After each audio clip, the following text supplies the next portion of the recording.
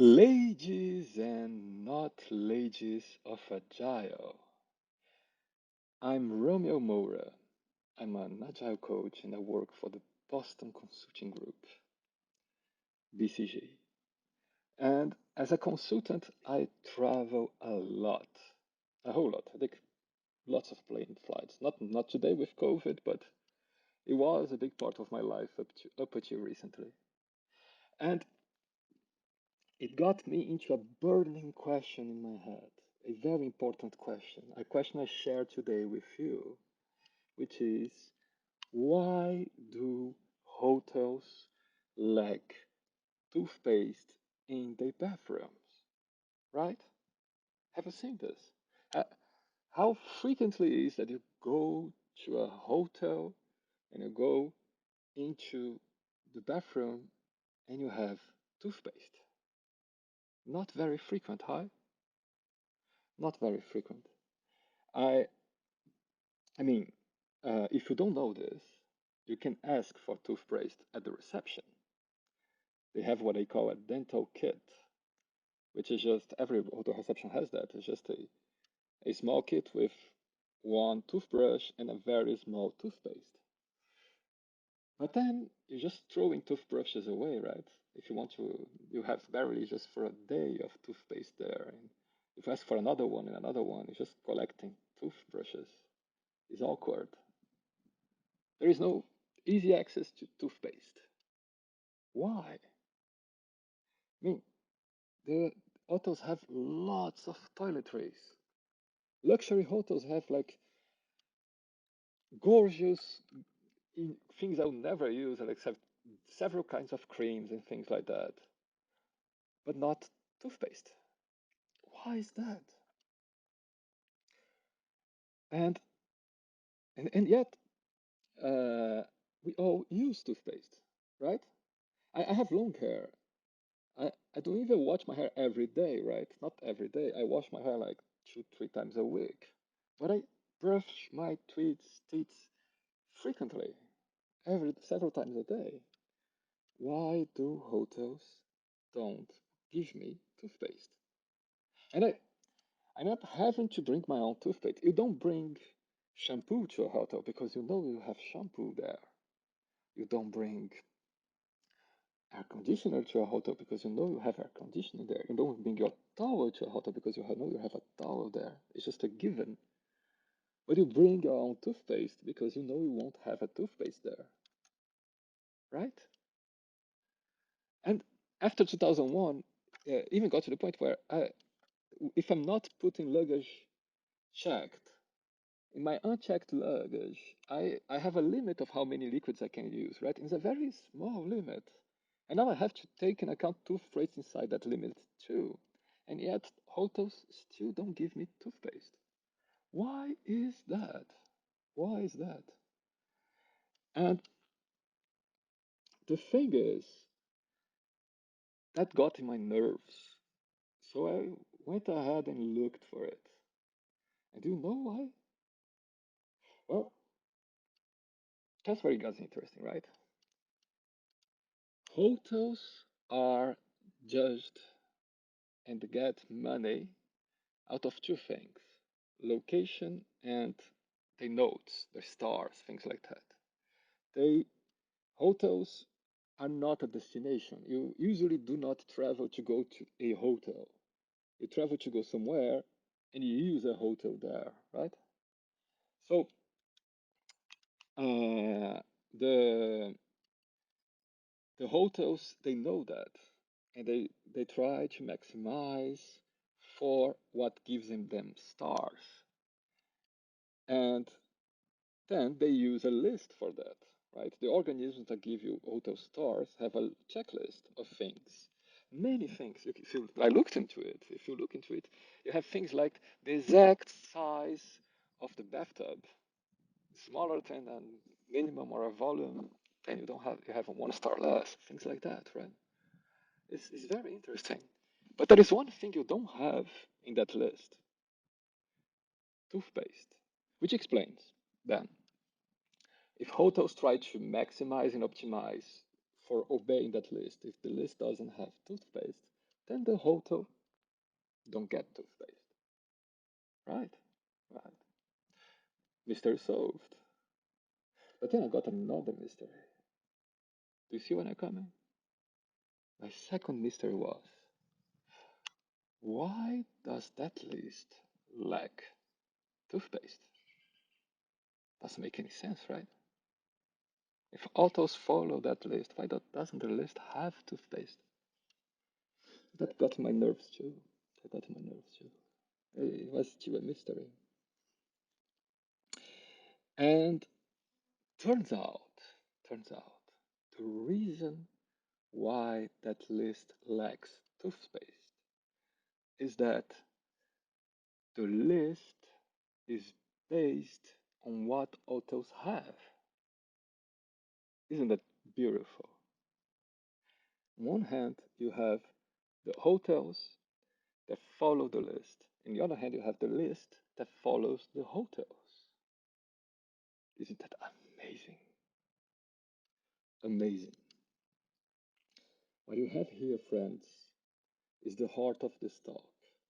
What you have here is a clash of descriptivism and prescriptivism. Descriptivism and prescriptivism. Description and prescription. When you describe something, you are telling what you observe. When you prescribe something, you are telling what it should be. It's a huge difference. Huge difference. And yet, at the heart of many problems in companies is a confusion between the two. We are used to that confusion. You know where I first saw that confusion? In cinema. Art has been talking about this way longer than agility has been talking about this. And in cinema, you have people that have been discussing for a while, are movies descriptive or are movies prescriptive? And we have this clash in literature, books too. When we are used to seeing the moral of a book or a movie as the moral of the person that wrote it. And hence we expect the art to be prescriptive, to tells us how the author thinks we should think. And when the author subverts it and just describes something that happened, then it shocks us. We have we have many movies and books that tried that. There's this book I love by Albert Camus called The Stranger that is very descriptive, and hence it's very strange to read it because you are always like, oh no, Camus cannot be thinking this, but Camus was not thinking this. He was describing how the character felt. That's all. That's all. And that's it. Description is a fine thing. Prescription is a fine thing. The trouble starts when you start mixing the two. When you look at something that was descriptive and see it as prescriptive, then it becomes a recipe. You start following in it. And it was just describing what it was, right? And I see that so frequently. So frequently. Let's start in code, right? A test is a prescriptive thing, right? It tells what is the behavior I want my code to have. Unless you do a characterization test, right? A test that just tests, okay, I have this slice of code, I don't know what it does, let me do a test to know what it does. That's a very beautiful thing. But then if you leave it like that, and people pass after, they start believing that it was prescriptive, right? Okay. More closely to agile methods. I have seen many times people create maturity models. And a maturity model is a fine thing. And usually when I see people creating a maturity model, they create it as a description. They put you and say, okay, I see this and this and this team. And the teams I think are more mature have this and this behavior, and the teams I think are in the middle of the road have this and this behavior, and the teams that are in the beginning of the journey have this and this behavior. And you put that and makes a maturity model. It's a beautiful thing. It gives you a comparison point. It's useful up to the point in that moment where you start following it as a prescription. And then hell breaks loose. Not that you should not inspire yourself, but when you start judging people by that description, then they have to fit a mold, right? They have to fit a mold. And that's a important distinction.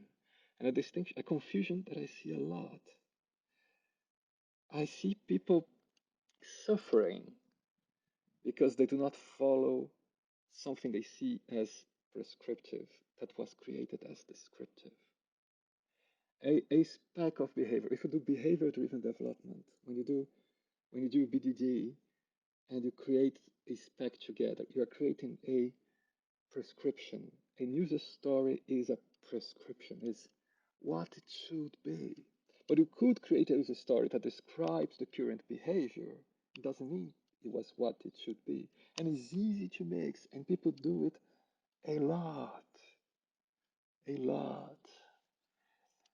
When we created the Agile methods, we were in a mix of the two, right? We described what worked for us, inviting people to use as a starting point. So you could use it as a prescription, but you should be aware of what you're doing and go beyond it. And yet, many people treat it as gospel and get away from the values and just try to use this as the prescription, as the recipe, the cake recipe for success. We are wary of ourselves. That was Nietzsche that says that, right? Was Nietzsche? Was Nietzsche that said that? We talk about nihilism. We want to excuse ourselves from thinking about ourselves. And in doing so, we take everything we manage to grasp to treat as a prescription in order to save ourselves from thinking about ourselves. And hence, the shock starts, the trauma begins. Look around you. How often does that happen? How often do you do it? How often do you see people doing it? How can you help people see that they are doing it without saying it's bad? Just inviting them to see the description, inviting them to see that it's not a prescription. How often can you do it? How often can you do it to yourself? How can we invite you to do it? That's for me the question I wanted to do in this quick talk. The question about what can we do to move towards more clarity when we see the descriptions around us without treating them as prescriptions and welcoming them as valuable descriptions. Clarity should help us. How can we do it?